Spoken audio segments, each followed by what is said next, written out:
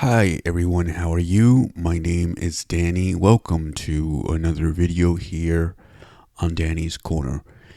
Today I want to talk about voting. A lot of people, perhaps I'm assuming, don't know about how do blind people vote. Let me say here that when I speak about blind people, I mean totally blind people. I'm not speaking about legally blind people. And I say this because when I've spoken about blindness on this channel, a lot of people seem to get confused.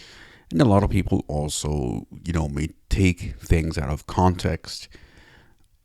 And this is why, especially on my Spanish channel, and on this one too, I'm going to try and do it. I repeat ad nauseum, I'm blind, I'm blind, I'm blind. Because if I don't, a lot of people seem to think that I'm not. But anyway, that's not the topic. Just wanted to introduce this to you as a topic that I'm going to talk about does relate to blindness. And that's, well, how does a totally blind person vote?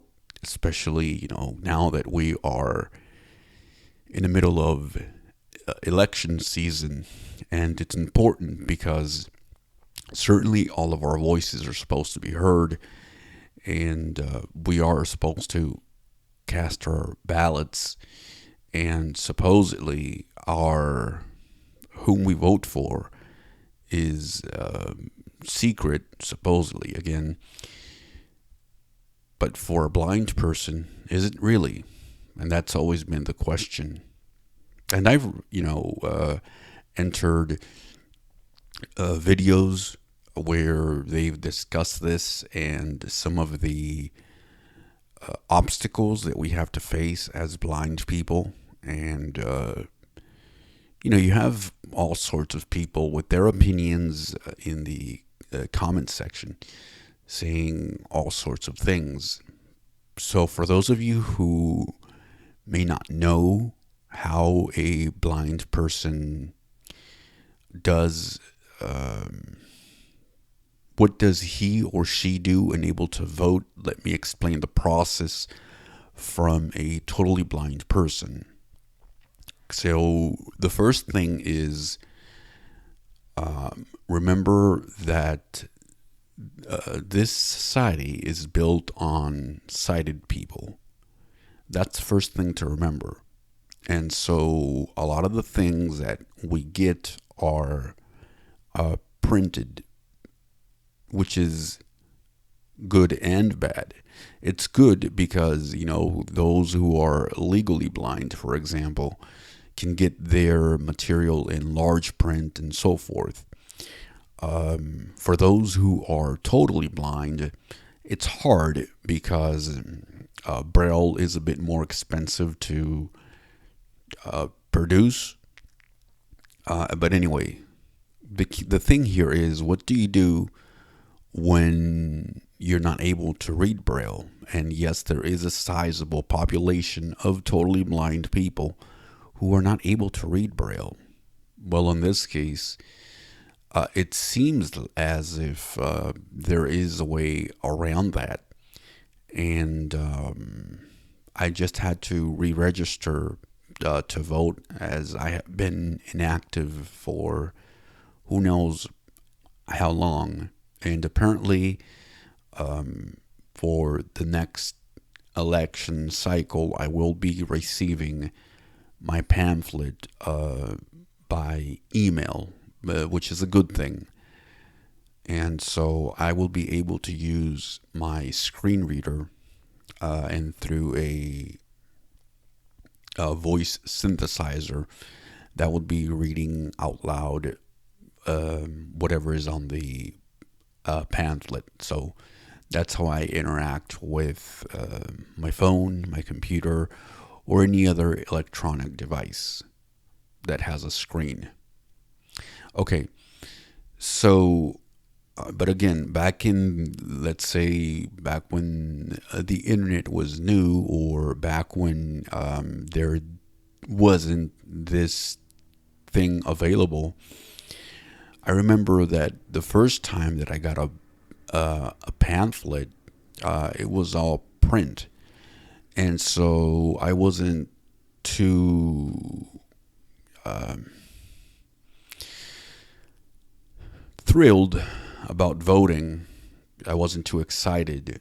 I said, "Oh well, they're making this difficult," and I've only voted twice. This is going to be my third time if I'm able to, and I will explain why I say that in a few minutes.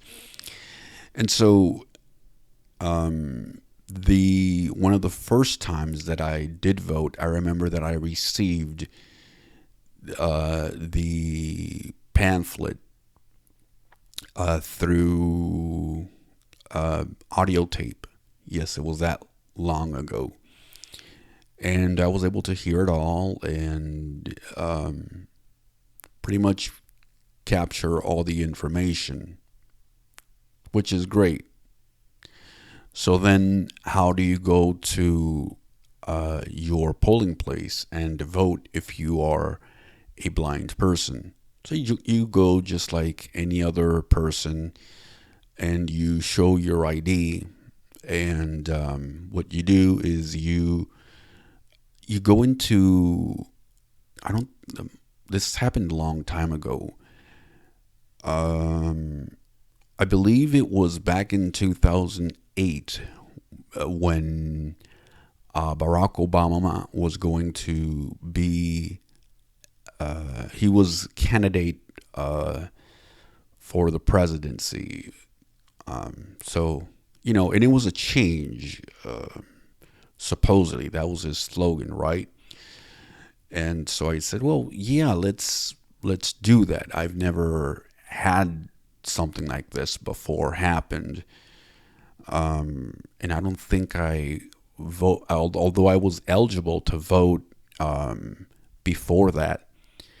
Again, I wasn't really interested in voting whatsoever, as a lot of the reasons are more, I don't think a lot of the times these candidates are for the average person. But again, that's a topic for another video. So as when you get to the polling place, they hand you some headphones, and in front of you, you're going to have a machine. And there is this, I believe there are 4 arrows, and there is a button in the middle, and there is another button, I want to say bigger button. But anyway, let's see. So those 4 arrows, they point, one points to the left, one points to the right, the other one points down, and the other one points up. And usually the poll worker tells you, press this button so you can hear the instructions. And again, you are wearing headphones, so only you are able to hear what's going on. And yep, you're able to hear things clearly. And the way that you cycle through the choices, whatever those are, is through your, trying to remember here, it's through your left and right arrows, if I'm not mistaken. And then the yes or no are your up and down. Again, I could be mistaken. And then you press enter, which I believe it's in the middle. And so if there is any workers that have dealt with these kind of machines or know what I'm talking about, you can always leave your comments and let me know. But this is the way it usually works. I've only done it once, and so it is a fairly easy process. I enjoyed the experience. My concern, though, is not a lot of. Number one, remember that there's the turn. What is it? The turnover, or the people that go out and vote, is not a lot, as we may think. A lot of it is because I believe there's a lot of apathy when it comes to voting. Nothing is going to happen. Everything is going to stay the same, regardless of who is in power. And so, and now imagine for a population that is totally blind, and we have not been taught, not in schools or at home, hey, voting is important because of this or because of that. Again, I'm going to I'm going to reference education, where blind people are segregated. I wouldn't know right now off of the top of my head. I wouldn't know if that is what percentage of blind people are segregated from the rest of society when it comes to, mainstream education, or how much information they get. But anyway, we don't vote as much as your average person, which is concerning, because that's where stereotypes come in. These people don't know anything. Why are we going to help them? And so what I'm trying to say with this is, here we have one of those things where, if I do go to a polling place, how do I know that one of these machines is going to work? How do I know that they're not going to be broken? Which can happen because, again, they're not being used as much or at all. And so what's the other choice that we have? Voting by mail. Well, that is another thing that we need to be aware of, because, again, supposedly, as I said at the beginning of this video, our vote is supposed to be something that we're supposed to keep to ourselves, yet unable to vote through an absentee ballot. We're going to get, or we're supposed to get, somebody to help us. There is no other way around it. And so just imagine, especially now with the polarized society that we're in, especially within the family or friends or whatnot, you can't really trust. You should be able to. That would be the ideal thing, right? To trust as a totally blind person, to trust the person that you're going to speak to. Hey, I want to vote for this candidate, or I want to register for this party, without having your family member or your friends telling you, nope, you shouldn't vote for this person. You should vote for that person, right? And so what do you do then? And so that is what has also kept me away from voting, as I said. The divisive nature that society has, I don't know, taken this whole thing. But anyway, you are trusting somebody else with your information. And in this case, as a totally blind person, how do we know that the person is actually doing what we are asking them to do? Am I making any sense? How do we know, as a blind person, that this person is actually not tricking us? How do we know that this person is not just saying what we want to hear, and they're not saying, oh, this is another way for me to have another vote for my candidate, whomever that is? And this is dangerous. And I don't think a lot of the people who talk about elections have talked about, because, again, who takes into consideration somebody blind, right? Nobody does, which they should. Or who takes, speaking in a more broad term, who takes into consideration a person who has a disability, who is not able to cast a vote for him or herself because of, I don't know, difficulty with motor skills, let's say, not just blindness. And so that is the problem. And so I do believe that we need a change in the way that we cast our votes when it comes to absentee ballots. Again, as I said before, as a society, we have been relying too much on things that help sighted folks, because those are the majority. But remember that there is or there are other people that also need to be heard. There are other people that need to be helped. We are also part of this country.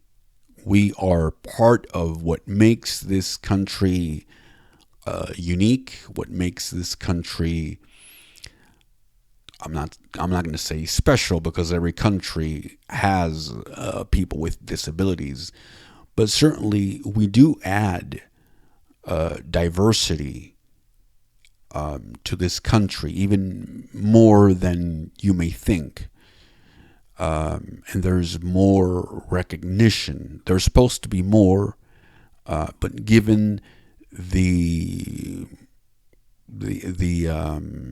services that we have been given in the United States, I do believe that we have more recognition, more freedom than we would if, I don't know, let's say we were in another place. But anyway, that would be a great thing. And again, it's sad to know that if America has not done anything in terms of their currency to make it available for blind people, I don't see this changing anytime soon. The United States is not going to do anything when it comes to making things easier for totally blind people, enable for them to vote in a successful or a comfortable way. We're always going to have to depend on somebody else, and I believe that there is always going to be a fraud. Again, and just because this is not spoken about in your major newspapers or social media or your other outlets, does it mean that it can't happen or it's not happening? This is something that people should be concerned about. It's something that I want to bring awareness, and this is why I brought it today. So I do want to thank you for joining me. I hope that you got some education out of this. And again, it's all, I do these videos so not only people can educate themselves, but hopefully somebody can hear what I'm talking about and this can be passed on to, I don't know, Congress, if that's possible. Anything is possible now with YouTube. You just don't know.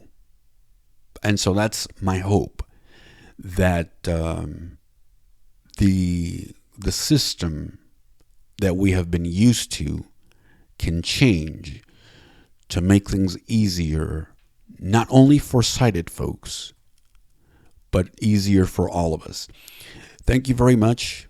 Again, I appreciate you bearing with me as I've been struggling with health issues.